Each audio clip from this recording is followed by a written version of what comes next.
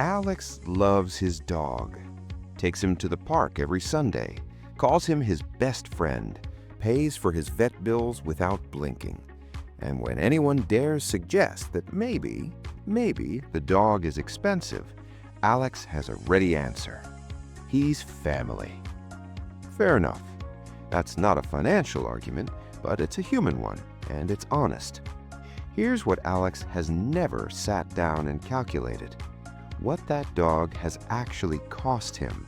Not in guilt, not in joy or heartbreak or 3 a.m. emergency vet runs. In dollars, compounded over 15 years. Because there's a number sitting quietly at the end of that story, and most dog owners never look at it directly. Today, we're going to look at it directly. Stick with me here, because the math at the end of this video is going to surprise you, even if you already think you know where this is going. Let's be clear about what we're doing today. This is not an anti-dog video. Dogs are great. This is also not a pro-dog video. This is a numbers video, a what-if video, the kind of video that uses a dog as a lens to talk about something most people never think about: the real long-run opportunity cost of a recurring lifestyle expense. The number we're starting with is $1,200 a year. That is a conservative estimate. In the United States in 2025, the American Pet Products Association put average annual dog ownership costs at somewhere between $1,300 and $3,000, depending on the breed, the city, and whether your dog decides to eat a sock and needs surgery. We're being generous. We're using the floor, $1,200.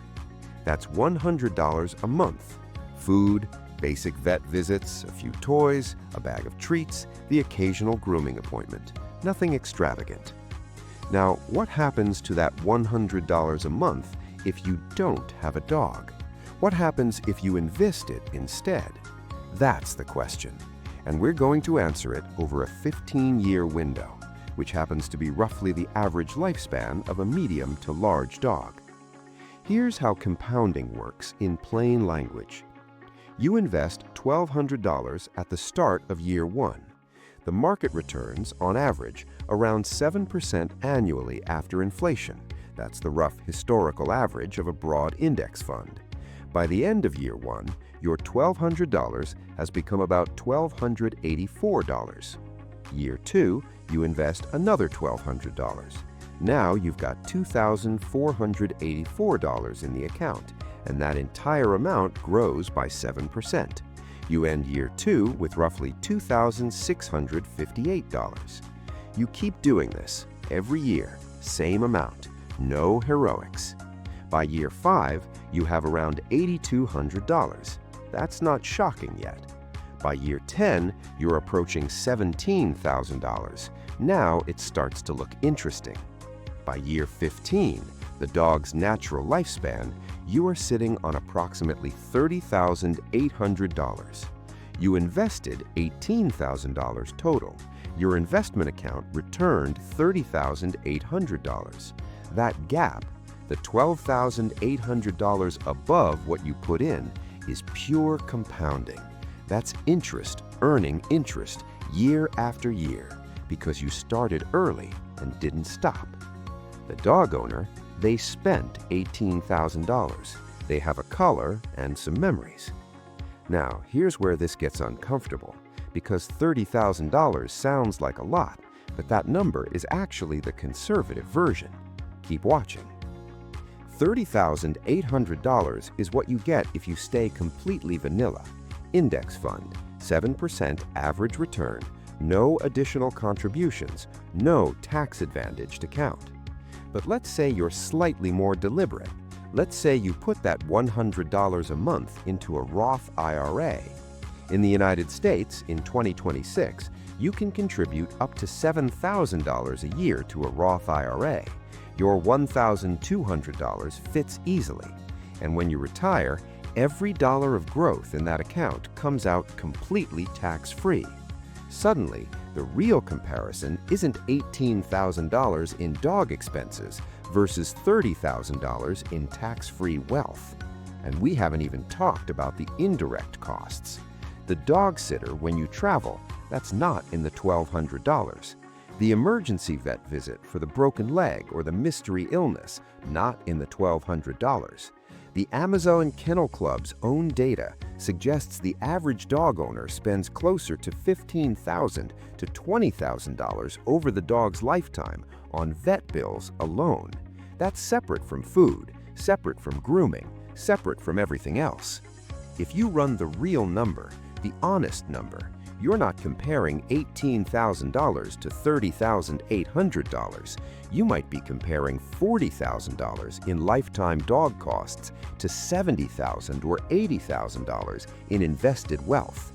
That is not a small gap. That is a life-altering gap. Now, here is where I want to be careful, because the pet industry has a very specific interest in you not thinking about any of this. In 2025, Americans spent over $150 billion on their pets. The market has grown every year for 3 decades, even during recessions. Dogs are recession-proof. They are marketing-proof. They are emotionally bulletproof. The industry sells you the idea that spending on your pet is love, and in a way it is, but the framing is designed to make you feel like not spending is cruelty, like choosing your financial future over a dog is somehow cold-hearted. It's a masterclass in emotional pricing. You would never walk into a car dealership and say, "Price doesn't matter, I love this car." But people say the equivalent of that sentence at the vet every week, and they mean it, and they feel good about it. That's not an accident. That's a $150 billion industry that figured out how to bypass your financial brain entirely. The real question isn't whether the dog is worth it. It's whether you've ever actually decided, or whether the decision was just made for you. Here's what this is actually about, not dogs. Every lifestyle decision you make in your 20s and 30s carries an opportunity cost. That cost is invisible until you calculate it, and most people never calculate it. The dog is just a clean example because the math is tidy and the emotional stakes are high. But the same framework applies to the gym membership you use twice a month, the streaming services running in the background, the car you bought new when a 3-year-old version would have done the same job. None of these things are inherently wrong. Some of them are worth every dollar. But the question, the one almost nobody asks, is compared to what? Because here's the thing about compounding. It rewards people who ask that question early. It punishes people who never ask it at all. Alex is 28 years old.